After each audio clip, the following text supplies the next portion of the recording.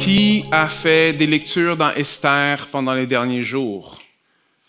Il y en a quelques-uns de plus, je vous encourage vraiment de passer à travers, lire la parole de Dieu, parce qu'il y a vraiment beaucoup de richesse dedans.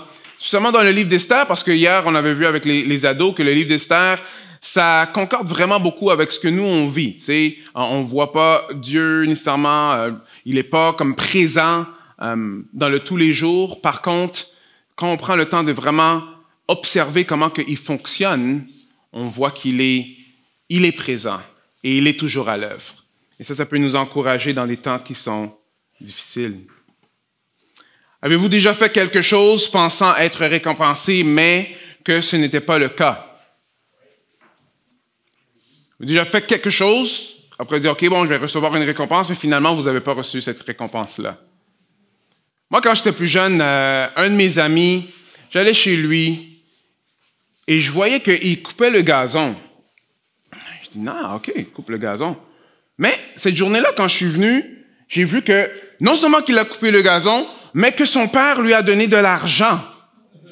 Je dis, comment tu fais ça? Il dit, il faut que tu comprennes. Quand tu le fais, il faut que tu le fasses bien. Après, il m'a expliqué comment couper le gazon. Après, moi, je me suis dit, OK, bon. Moi, je vais rentrer à la maison et moi, je vais couper le gazon exactement comme ça. Alors, je suis allé à la maison, j'ai coupé le gazon, c'était super beau, et je m'attendais que j'allais avoir un petit quelque chose de mon père, right? Après, j'ai dit, well, Dad, tu sais, peut-être on devrait renégocier notre relation quand ça a à faire avec le gazon. Peut-être tu pourrais me donner de l'argent pour du gazon. Il dit, mais moi, je te donne assez, je te donne de la nourriture, tout est beau. J'ai dit, ah.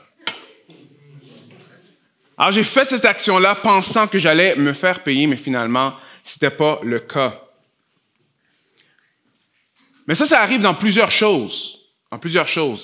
Dans les études, les jeunes, souvent, ça va se passer.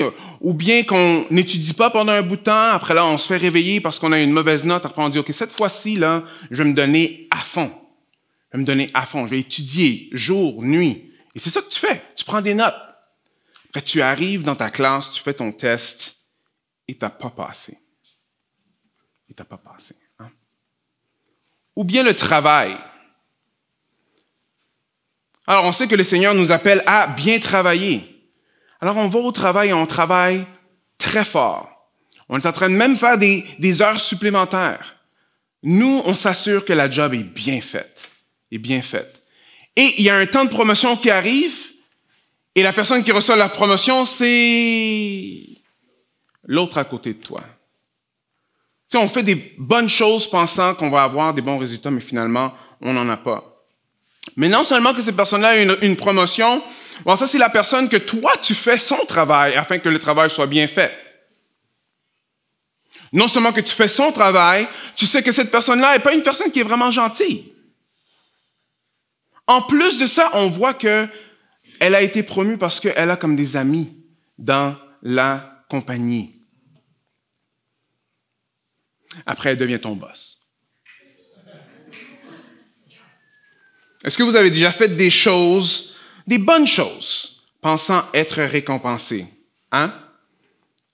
Souvent, les chrétiens vont dire, mais Seigneur, on a dans Proverbe 21:15 qui va dire, c'est une joie pour le juste de pratiquer le droit, mais la ruine est pour ceux qui commettent l'injustice.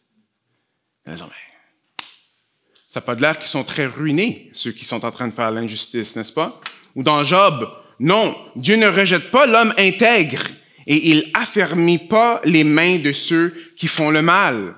Tu dis, mais voyons donc, pourquoi cette personne-là, c'est elle qui a la promotion? Elle travaille même pas, elle parle derrière le dos de tout le monde et c'est elle qui est promue.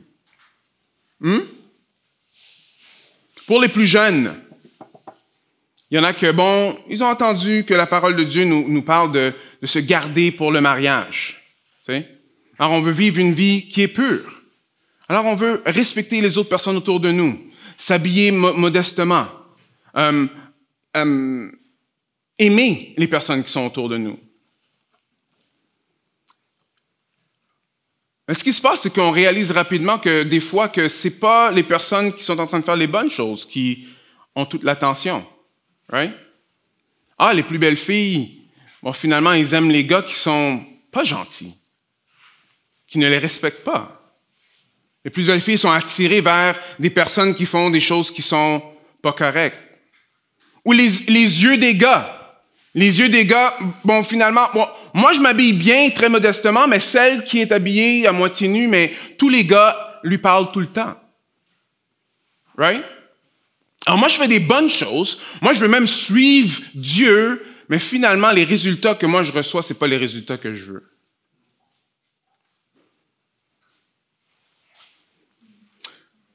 Ou bien, la dernière illustration, ce sera bien agir dans un conflit. Alors, des fois, on a des conflits avec certaines personnes et on dit, OK, bon, comment que je peux faire pour que la prochaine fois, le conflit peut bien se passer? Alors, on va dans la Bible, right? Proverbe. Qu'est-ce que Proverbe dit? Ça dit ceci. Proverbe 15:1. Une réponse douce apaise la colère, mais une parole blessante excite l'irritation. Que finalement, c'est parce que je donne des paroles mauvaises, c'est pour ça que c'est... Alors moi, je vais donner des paroles douces. Et là, tout va bien se passer. Le conflit arrive, je donne des paroles douces, et qu'est-ce que vous pensez qui se passe? Finalement, le conflit est encore pire qu'avant. Alors, aujourd'hui, ce qu'on va voir, c'est qu'on va voir que Dieu est en contrôle de la situation, même quand nous, on ne comprend pas exactement ce qu'il est en train de faire dans la situation. Et plus spécifiquement, on va voir que Dieu utilise nos bonnes œuvres pour accomplir son plan. Alors, on a vu que Dieu va nous utiliser malgré notre péché, mais ici, on va voir que Dieu va utiliser les bonnes œuvres qu'on va faire afin d'accomplir son plan. Alors, quand on fait des bonnes œuvres, des fois, la réalité des choses, c'est que la seule personne qui va voir votre bonne œuvre, c'est Dieu. C'est le seul qui va vous donner la reconnaissance pour ces bonnes œuvres-là. Mais on peut être encouragé de quand même suivre le Seigneur, de quand même être bon avec notre voisin. Pourquoi? Parce que Dieu, à travers ces bonnes œuvres-là, il accomplit son plan. OK? On a 3 scènes aujourd'hui. Je vais commencer par la première et les 2 autres, je vais avoir 2 personnes qui vont lire. On est dans Esther 2, 19 à 23, je m'excuse. Esther 2, 19 à 23, je lis dans la Semeur. Alors, lorsqu'avait lieu le second ramassage de jeunes filles, Mardochée avait un poste au palais impérial. Je vais juste faire une petite pause ici. Alors, on a ici le deuxième ramassage, le second ramassage de jeunes filles. Mais quand on lit, on dit, mais attends une minute. Nous, on vient juste de voir que Xerxès, lui, est allé chercher plein de jeunes filles afin de trouver sa reine. Right? Mais il a trouvé sa reine. Alors, pourquoi il a besoin d'un second ramassage de jeunes filles? Mais si moindrement on comprend un peu le caractère de Xerxès, on n'est pas surpris. On n'est pas surpris. Alors, c'était pas juste pour juste avoir une nouvelle reine. Il y avait des harems dans ce temps-là et c'est comme ça que ça se passait. Alors, Esther avait tenu secrète son origine familiale et sa nationalité, comme on l'a vu la dernière fois. Alors, comme le lui avait ordonné Mardochée, elle continuait à se conformer à ses instructions comme au temps où elle était encore sous sa tutelle. À cette époque, alors que Mardochée exerçait donc des fonctions au palais impérial, 2 eunuques de l'empereur, Bigtan et Teresh. La seule façon que je peux dire Bigtan, c'est que je pense à gros coup de soleil, en tout cas. Bigtan et Teresh, qui faisaient partie de la garde postée à l'entrée du palais. Alors, ils furent exaspérés par l'empereur Xerxès et cherchèrent à l'assassiner. Alors, pourquoi est-ce qu'eux, ils voudraient assassiner Xerxès? Mais nous, ça fait juste 2 jours qu'on apprend à propos d'Xerxès et nous, on n'est pas très impressionnés par lui, n'est-ce pas? Alors, eux, ils sont exaspérés par la façon que Xerxès est en train de faire les choses et ils veulent le mettre à mort. Mardochée en eut connaissance et il en avertit l'impératrice Esther qui mit l'empereur au courant de la part de Mardochée. Alors, après enquête, l'information s'avéra exacte. Les 2 coupables furent pendus à une potence et l'affaire fut consignée dans le livre des Annales en présence de l'empereur. C'est une petite scène, mais c'est une scène qui est très significative dans tout le livre d'Esther parce que plein de choses qui se passent ici vont être utilisées par Dieu afin de libérer le peuple d'Israël. Alors, la première bonne action qu'on peut voir ici, c'est de la part d'Esther. Et d'Esther, on voit qu'elle est très fidèle à Mardoché. Et Mardoché, lui, quand Mardoché lui dit qu'il y a un complot contre Xerxès, qu'est-ce qu'elle fait?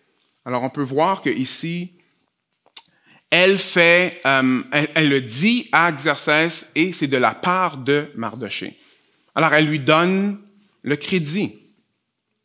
Alors, Mardoché, lui, il entend qu'il y a un complot et Esther, elle va le dire au roi.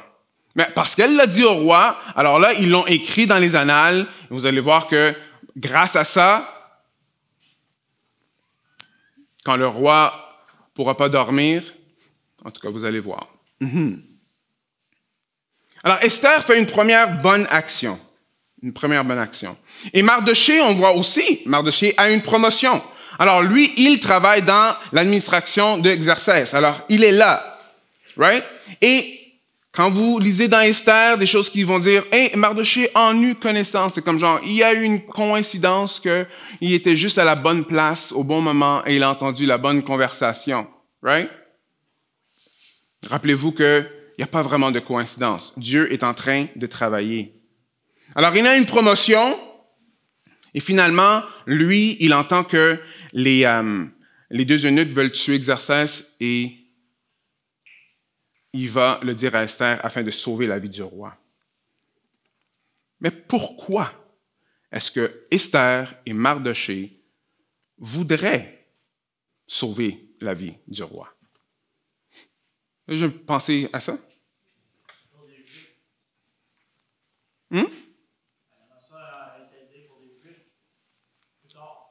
Plus tard, mais maintenant.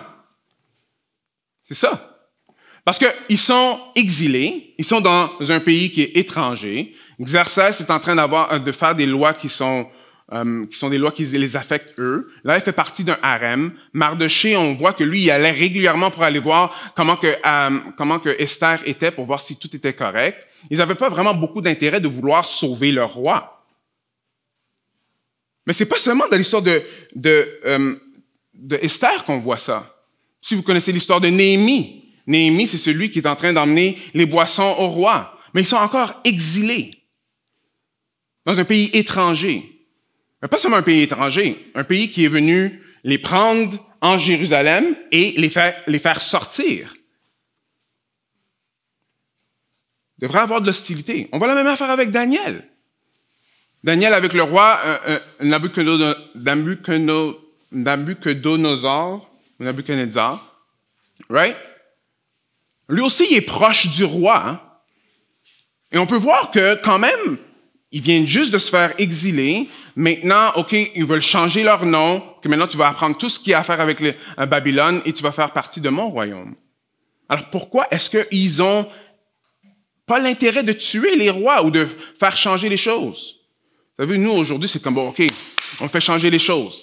Il faut, si on a l'opportunité, fais-le parce que il est pire que ce que nous, on est. Hein?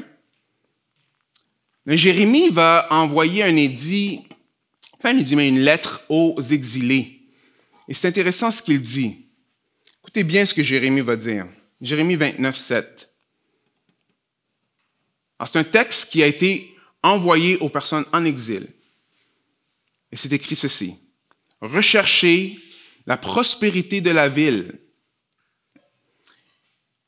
où je vous ai déportés et priez l'Éternel en sa faveur, car sa prospérité dépend à la vôtre. » C'est de sa prospérité que de prendre la vôtre. C'est intéressant, ça. Alors, Jérémie disait à ceux qui sont en exil de chercher le bien de la ville. Ceux qui les ont arrachés de où est-ce qu'ils étaient. Pourquoi? Plus tard, 29, 11, il va dire ceci. « Car moi, je connais les projets que j'ai conçus en votre faveur, déclare l'Éternel. Ce sont des projets de paix et non de malheur, afin que vous assurez un avenir plein d'espérance. » Intéressant. Alors le Seigneur, lui, il dit au peuple d'Israël, il dit aux Juifs, soyez une bénédiction pour les ennemis. Mais n'ayez pas peur, je sais ce que je fais. Soyez bons. Je vais utiliser ça afin que vous pourrez prospérer dans le futur. Ça devrait nous parler. Parce qu'on a ces mêmes genres d'instructions-là dans le Nouveau Testament. Des fois, on peut penser, parce qu'on est dans une terre où est-ce que de plus en plus, ils n'adhèrent pas vraiment à ce que la Bible est en train de dire, qu'on est dans une terre hostile et que ça nous donne le droit jusqu'à un certain point d'être hostile. Rappelez-vous celui qui s'est exilé du ciel et qui est venu ici sur la terre pour chacun d'entre nous. Celui qui aurait pu juste par une pensée éliminer tous les humains qui sont là. Celui que devant Ponce Pilate, tu sais, quand Ponce Pilate a dit « Es-tu un roi? » Il a dit « Oui, je le suis, mais comme si mon royaume était de ce monde, on n'aurait pas ce genre de conversation-là. » Pilate, right? Alors lui, il n'est pas venu pour détruire. Au contraire, il est venu aimer et présenter la liberté par l'Évangile à tous ceux qui se tournent vers lui. Alors allons voir un peu quelques textes dans Galates. Galates 6:10, ça veut dire ainsi donc, tant que vous avez l'occasion, faisons du bien à tout le monde, et en premier lieu à ceux qui appartiennent à la famille des croyants. C'est intéressant, right? Le bien à tout le monde. N'oubliez pas, le texte dit en premier lieu à ceux qui sont dans la famille des croyants, parce que des fois, certains on trouve que c'est bien plus facile d'aimer les personnes qui sont en dehors de l'Église que les personnes qui sont dans l'Église. Bon, on ne va pas rentrer dans ça, mais ce texte-là nous montre quelque chose de très intéressant. OK? Ça vaut la peine de passer du temps, peut-être un autre temps dessus. Et le gros texte dans Romains, ça veut dire ceci. Demandez à Dieu de faire du bien à ceux qui vous persécutent. Oui, demandez du bien pour eux. Ne demandez pas du mal. Partagez la joie de ceux qui sont dans la joie et les larmes pour ceux qui pleurent. Excusez-moi. Alors, ayez les uns les autres une égale considération sans viser à ce qui est trop haut. Laissez-vous au contraire attirer par ce qui est humble. Ne vous prenez pas pour des sages. Ne répondez jamais au mal par le mal. Cherchez au contraire à faire ce qui est bien devant tous les hommes. Autant que possible, et dans la mesure où cela dépend de vous, vivez en paix avec tous les hommes. Mes amis, ne vous vengez pas vous-même, mais laissez agir la colère de Dieu, car il est écrit, c'est à moi qu'il appartient de faire justice, c'est moi qui rendrai à chacun son dû. Mais voici votre part. Si ton ennemi a faim, donne-lui à manger. S'il a soif, donne-lui à boire. Par là, ce sera comme si tu lui mettais des charbons ardents sur la tête. Rappelez-vous, Dieu a mentionné, faites le bien aux autres.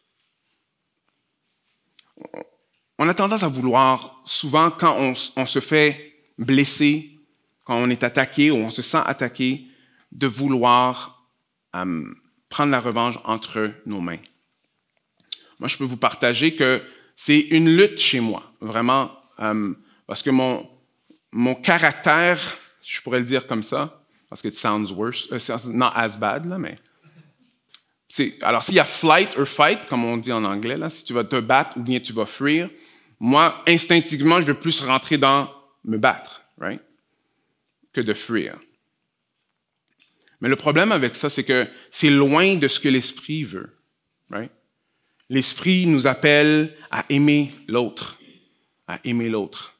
L'Esprit ne nous demande pas de prendre la vengeance entre nos mains, mais d'aimer, même si ça ne fait pas de sens. Et on va voir dans l'histoire que ça ne fait pas vraiment beaucoup de sens pourquoi Mardochée a aidé. Pour l'instant. Plus tard, on va voir d'autres choses. Il y a une illustration que j'ai vue dans un film. Alors, je paraphrase, là, je mets un peu mes bouts, là, tu sais. Mais c'est un homme paraplégique. Okay? Et il ne peut ni parler, il ne peut pas bouger, mais il est vivant. Et jour après jour, il y a des infirmières qui viennent prendre soin de lui. Alors, ils font leur affaire, rapide, boum, après ils partent. Ils font leur affaire et ils partent. Mais il y en a une qui prend le temps de lui parler pendant 5 minutes chaque jour. Quand le monde sont dans ces états-là, dans les hôpitaux, ils nous disent qu'ils peuvent nous entendre. Right? Alors, les autres infirmières faisaient bien leur travail, sauf que celle-là, elle prenait le temps, de l'aimer davantage, de faire du bien. Et l'histoire, c'est ceci. Un jour, il se réveille, right? Et il peut parler à peine. Et finalement, on découvre qu'il a une grosse fortune. Alors, il donne toute sa fortune à la madame qui prenait 5 minutes pour lui parler chaque jour. Right? Alors, nous aimons ce genre de fin-là pour aimer. Right? Alors, si je vais aimer quelqu'un qui n'est pas aimable, depuis que moi, je vais avoir comme genre toutes ces richesses-là, je vais le faire. Par contre, ce qui est intéressant, c'est que la parole de Dieu nous montre que quand nous, on fait le bien, quand on travaille bien, quand on aime notre ennemi, quand on aime les personnes qui ne sont pas nécessairement aimables, nous le faisons pour Dieu. Nous travaillons pour Dieu, ultimement. Quand tu es au travail, même si ton boss est comme il est, ton premier boss, ton boss ultime, c'est celui qui t'a donné la job, qui est Jésus. Nous aimons les autres parce qu'il nous a aimés. C'est pour ça qu'on aime les autres.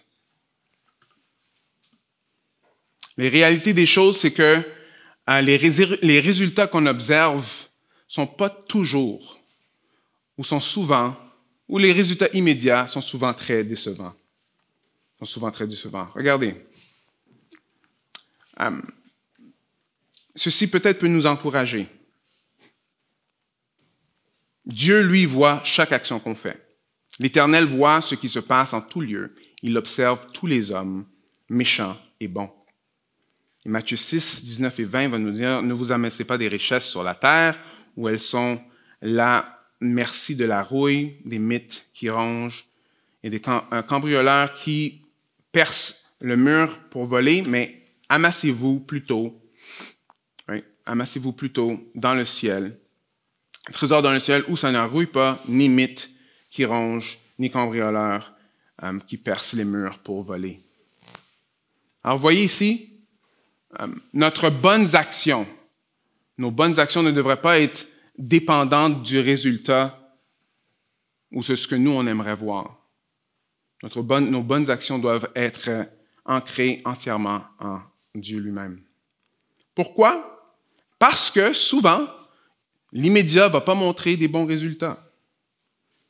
C'est quelqu'un qui pourrait lire Esther 3, 1 à 6, s'il vous plaît, à haute voix. Oui. Quelque temps après ces événements, l'empereur Xerxès éleva en dignité Haman, fils de Hammédatha du pays d'Agag. Il le promut au rang de premier ministre et lui donna ainsi la prééminence sur tous les ministres de son gouvernement. Par ordre de l'empereur, tous les fonctionnaires impériaux en poste au palais devaient s'agenouiller et se prosterner sur son passage. Mais Mardochée ne s'agenouillait pas et ne se prosternait pas devant lui. Ses collègues lui demandèrent « Pourquoi désobéis-tu à l'ordre de l'empereur ?» Tous les jours, il lui disait cela, mais Mardochée ne les écoutait pas. Finalement, ils signalèrent la chose à Haman pour voir si Mardochée s'en tiendrait à ses paroles, car il leur avait dit qu'il était juif. Quand Haman eut constaté que Mardochée ne s'agenouillait pas et ne se prosternait pas devant lui, il devint furieux. On lui avait appris à quel peuple Mardochée appartenait, et il jugea trop insuffisant de porter la main sur Mardochée seulement. Il résolut donc d'exterminer tous les Juifs, compatriotes de Mardochée, qui se trouvaient dans tout l'empire de Xerxès. Alors, ce qu'on voit ici, c'est que là, j'ai fait un commentaire, après j'ai continué, mais si on le lit, alors on voit que Mardochée, lui, il entend que il y a 2 personnes qui veulent tuer le roi. Il va le dire à Esther. Esther le dit au roi. Après là, on voit que Mardoché, lui... Oui. On voit que Mardoché est écrit dans le livre des Annales. Alors, on s'attend que quand ça dit ici, alors quelque temps après ces événements, l'empereur Xerxès éleva qui? Haman. Oh. Pourquoi il éleva Haman? Oui. Parce que ce qu'on voit, c'est que même les rois perses, eux, c'était des personnes que quand quelqu'un faisait des choses pour toi, s'il sauvait ta vie, on lui donnait des promotions, on célébrait ça. Mais là, ce qu'on voit, c'est que non seulement qu'il y a quelqu'un d'autre qui est élevé, c'est cette personne-là, en plus, va commencer à faire des édits pour aller détruire les Juifs au complet. Mardoché peut se poser la question, vraiment, comme, attends une minute, j'ai sauvé la vie du roi, et en sauvant la vie du roi, regarde tous les problèmes qui viennent avec. Haman, maintenant, il est en charge. Il vient du pays d'Agag. Alors, une des choses qu'on voit ici, c'est que Mardoché et Haman, très rapidement, ils ont des problèmes un envers l'autre.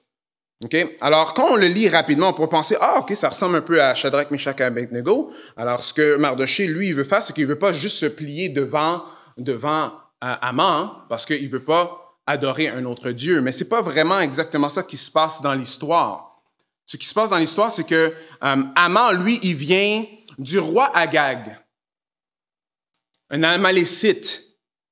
Et le roi Agag, qui est un Amalécite, c'était les ennemis jurés d'Israël. Les Amalécites, c'était les premiers à les attaquer quand ils sont sortis du pays d'Égypte. Et Dieu les a voués à l'interdit, qu'il allait détruire toutes ces personnes-là. Mais un des problèmes, c'est que Saül, si vous vous rappelez, Saül est allé voir le roi Agag et il a sauvé sa vie. Il n'a pas tué tout le monde comme Dieu lui avait demandé de faire. Samuel lui a demandé, pourquoi tu as fait ça? Il dit, mais c'est parce que moi, je veux garder les plus beaux bœufs et tout, parce que je veux faire des belles offres à l'Éternel. Et Samuel tua le roi. Alors ici, on a un conflit d'ethnie. C'est du racisme là, qui se passe en ce moment. Mardoché ne peut pas sentir Haman ne peut pas sentir Mardoché. Mais on le voit. Pourquoi? Parce que plus tard, quand Haman, il entend que Mardoché, lui, ne se plie pas devant lui, il ne dit pas, OK, moi, je vais aller juste punir Mardoché. Il dit, non, ce n'est pas assez de juste punir Mardoché. On va prendre tous les Juifs pendant qu'on y est. Vous voyez? C'est ça qui se passe en ce moment.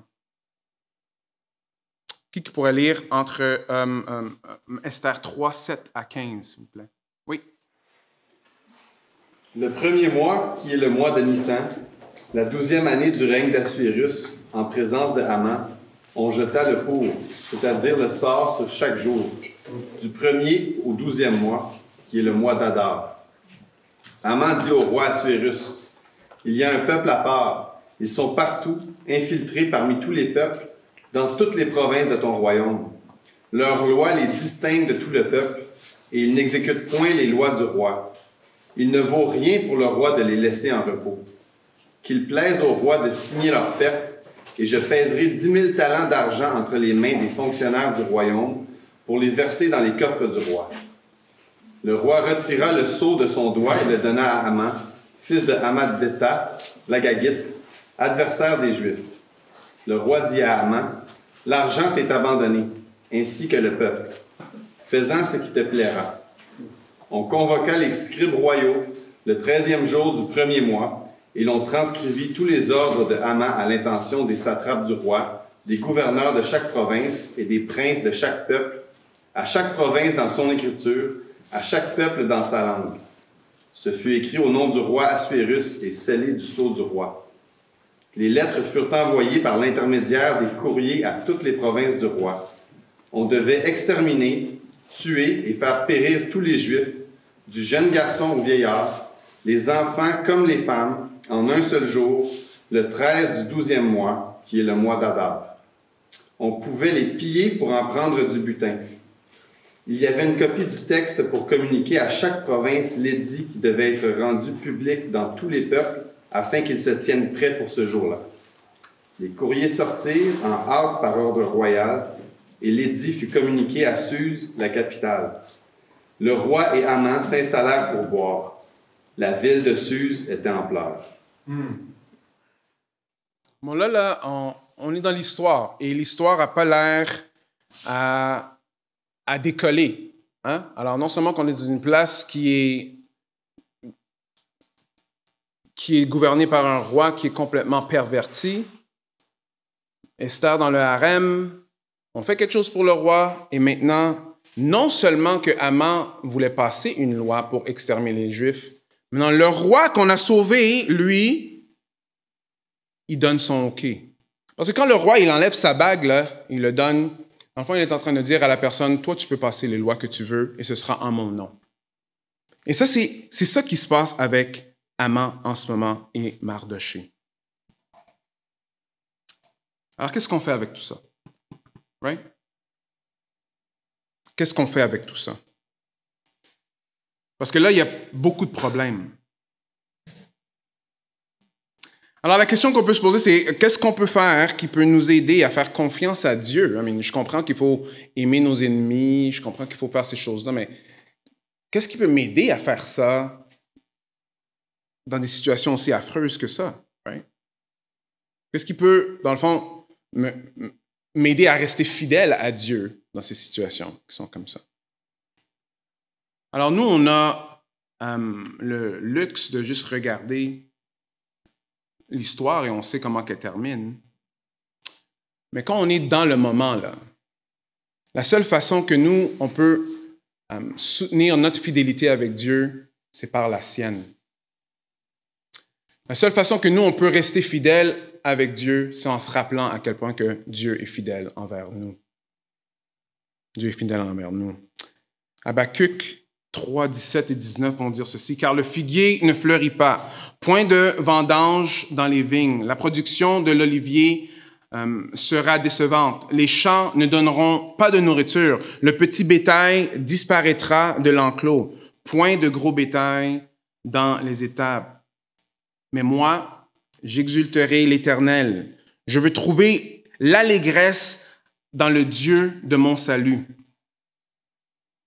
L'Éternel, mon Seigneur, est ma force. Il rend mes pieds semblables à ceux des biches et me fait marcher sur les hauteurs au chef de chœur avec des instruments à cordes. Alors, quand ça va pas bien, quand c'est difficile, on a besoin de se rappeler de la fidélité de Dieu afin que nous, on puisse être fidèles nous-mêmes.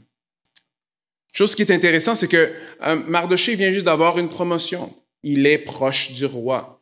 Et ça, c'est des affaires clés afin que lui, sa vie ne va pas être mise à mort. Dieu ne l'a pas lâché, il n'a pas terminé de sauver son peuple.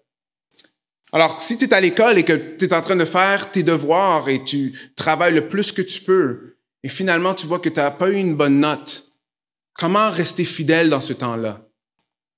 Mais prends le temps de te rappeler ce que Dieu a fait jusqu'à maintenant. Hier, on a pris un temps avec les jeunes, où est-ce qu'on a pris un temps où est-ce qu'on a pensé pour voir comment Dieu agit dans notre vie. Et ils ont tous dit de quoi. Pourquoi? Parce que quand on prend le temps de vraiment penser comment que Dieu est en train d'être fidèle déjà dans notre vie, ça va nous encourager d'être fidèles avec lui dans le futur. Au travail, peut-être, ce que j'ai dit, c'est ta réalité en ce moment. Qu'il y en a d'autres qui ont des promotions, pas toi. Mais rappelle-toi, un travail, c'est Dieu qui te donne ce travail-là afin que toi, tu puisses pourvoir pour ta famille. Et si tu as ce travail-là, c'est parce que déjà, Dieu est déjà en train de prendre soin de toi. Dieu t'a pas lâché. Est-ce qu'il peut te donner une promotion? Oui, il peut t'en donner une dans le futur. Mais rappelle-toi de la fidélité de Dieu jusqu'à aujourd'hui afin que tu puisses être fidèle dans le futur. Peut-être, quand ça a à faire avec les gars et les filles autour de toi à l'école, on regarde tout le monde autre que toi. Il y en a qui ont 5, 6, 7, 8 chums, il y en a d'autres qui sont, tout le monde veut une personne. Je ne crois pas que ça a changé avec toutes les années. Je pense que c'est devenu un peu pire. Mais il faut se rappeler que jusqu'à aujourd'hui, Dieu n'a pas terminé. Il est fidèle. Il est fidèle. Et même si maintenant, ça n'a pas de l'air qu'il y a il y a de la lumière à la fin du tunnel, tu peux vraiment faire confiance à Dieu. Parce que la meilleure chose, c'est que c'est Dieu qui te choisit un partenaire de vie. Il y a un texte qui dit que si Dieu te choisit une femme, c'est une bénédiction, mais une femme querelleuse, c'est un cancer pour tes os. Femme, homme, vous pouvez penser la même chose. Est-ce que vous me suivez un peu? Et dans le conflit, c'est que oui, c'est vrai. Souvent, même si on va commencer à mettre en pratique, ou est-ce que nous, on va dire des paroles douces, peut-être la personne avec qui on a un conflit peut toujours sauter des coches. Right? Mais rappelez-vous que juste le fait que Dieu peut nous changer dans la situation, avec le temps, souvent l'autre personne, il faudra qu'elle change aussi. Si moi je suis extrêmement chaud et je me mets à côté de vous, je peux vous garantir qu'après un petit bout de temps, là, vous allez comme dire, il fait chaud. Je le sais parce que I have a hot wife. Non, mais OK. Mais mon épouse, elle pousse beaucoup de chaleur. Alors l'hiver, c'est très bien parce que moi, j'ai très froid souvent. On aurait pensé que c'est le contraire, mais c'est vraiment comme ça. Alors quand elle est dans le lit et elle dort, la chaleur qui sort. Alors moi, je me mets en dessous, mais après un bout de temps, il fait vraiment chaud. Mais l'idée, c'est ceci. Quand Dieu, lui, il nous fait voir déjà notre péché dans la situation. C'est-à-dire que le Saint-Esprit, la lumière est déjà rentrée dans une situation qui était noire. Il est déjà fidèle, le fait que nous, on peut déjà nous-mêmes voir nos problèmes. Right? Maintenant, on veut toujours que l'autre change. Là. Mais la réalité, c'est que quand on y pense, nous, on ne change jamais comme ça. Right? Alors, le fait que Dieu peut nous faire voir de quoi, même dans les situations qui sont absolument affreuse. Right? Par sa fidélité, nous, on peut être fidèles. Regardez un peu ce verset-là. Peut-être ça a un autre sens en ce moment qu'on va le dire. Mais nous savons en outre que Dieu fait concourir toutes choses au bien de ceux qui l'aiment, de ceux qui ont été appelés conformément à son plan divin. Dieu va utiliser nos bonnes actions pour accomplir son plan. Ces actions-là qu'on a vues dans ce texte-là sont des actions cruciales. Parce que c'est grâce à ces actions-là qu'on va voir que dans le futur, le peuple d'Israël pourra être sauvé. Dieu est à l'œuvre, même si, quand nous, on regarde la situation, ça ne fait pas de sens. Je peux voir Mardochée en ce moment, en tout cas, vous allez voir au début du prochain chapitre, lui, il ne comprend pas ce qui se passe. Right? Même quand Esther va apprendre à propos de la situation, elle ne comprend pas ce qui se passe. Okay? Mais on va voir que Dieu, lui, il a un plan à travers ça. Et on peut lui faire confiance. Prions ensemble.